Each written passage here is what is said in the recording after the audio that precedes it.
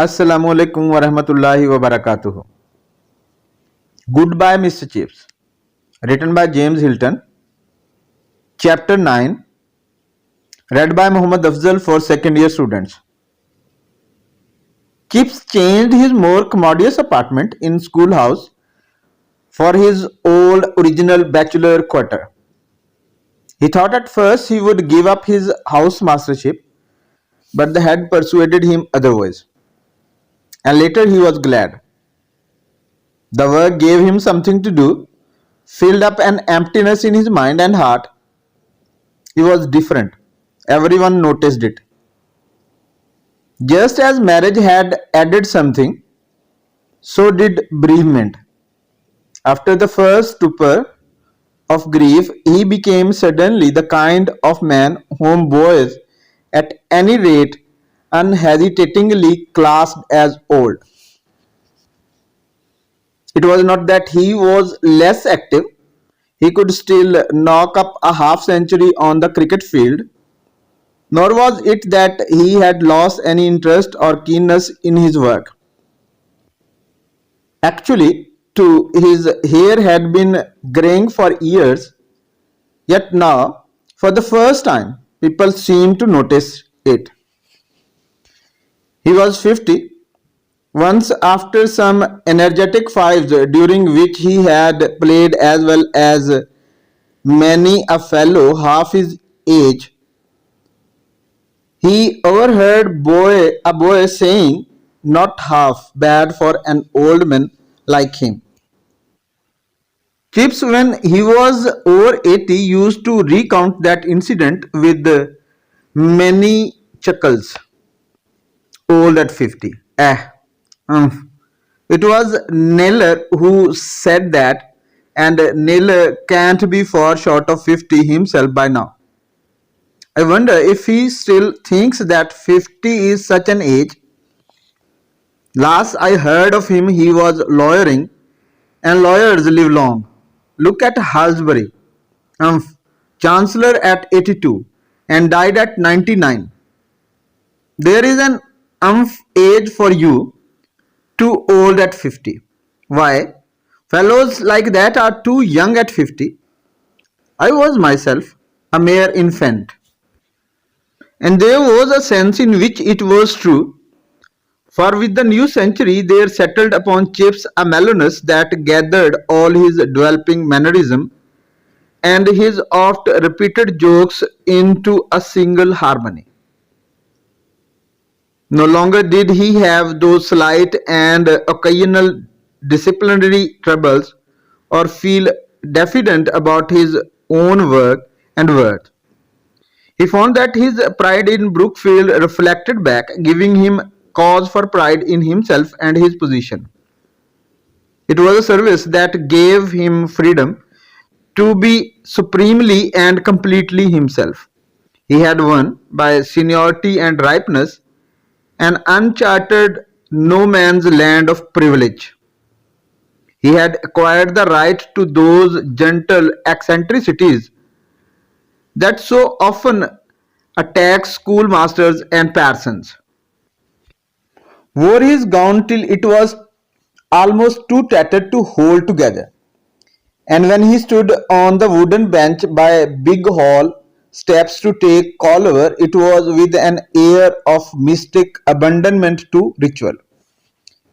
He held the school list, a long sheet curling over a board, and each boy, as he passed, spoke his own name for Chips to verify and then tick off on the list. That verifying glance was an easy and favorite subject of mimicry throughout the school.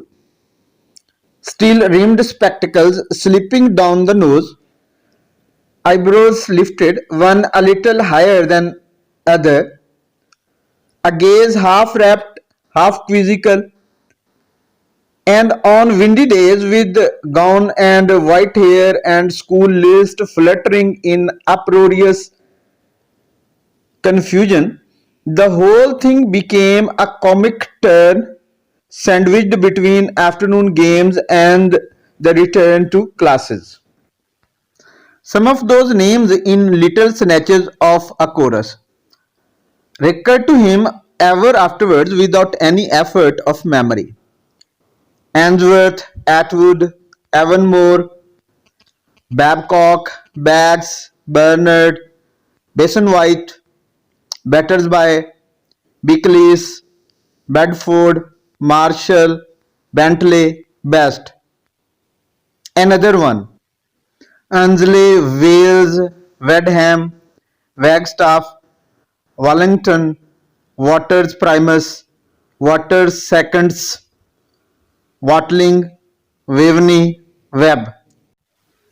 And yet another that comprised, as he used to tell his fourth form Latinists, an excellent example of a hexameter. Lancaster, Leighton, Lemire, Lytton, Bosworth, McGonigal, Mansfield. Where had they all gone to? He often pondered those threads he had once held together.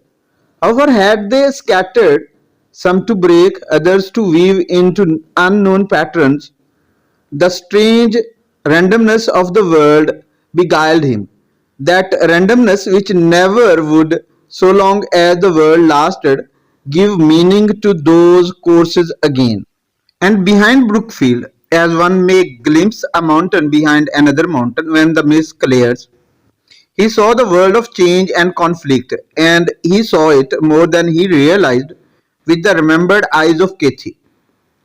She had not been able to bequeath him all her mind, still less the brilliance of it, but she had left him with a calmness and a poise that accorded well with his own inward emotions. It was typical of him that he did not share the general jingo bitterness against the Boers. Not that he was a pro-Boer, he was far too traditional for that. And he disliked the kind of people who were pro-Boer, but still, it did cross his mind at times that the Boers were engaged in a struggle that had a curious similarity to those of certain English history book heroes. Hereward, the Wake, for instance, or Caractacus. He once tried to shock his fifth form by suggesting this, but they only thought it was one of his little jokes. However heretical he might be about the Boers, he was orthodox about Mr. Lloyd George and the famous budget. He did not care for either of them, and when years later Algy came as the guest of honor to a Brookfield speech, the chief said on being presented to him, Mr. Lloyd George, I am nearly old enough to remember you as a young man, and I confess that you seem to me to have improved a great deal. The head, standing with him, was rather aghast, but Algy laughed heartily and talked to Chips more than to anyone else during the ceremonial that followed. Just like Chips, was commented afterwards. He gets away with it. I suppose at that age anything you say to anybody is alright. End of chapter 9, read by Muhammad Afzal for second year students.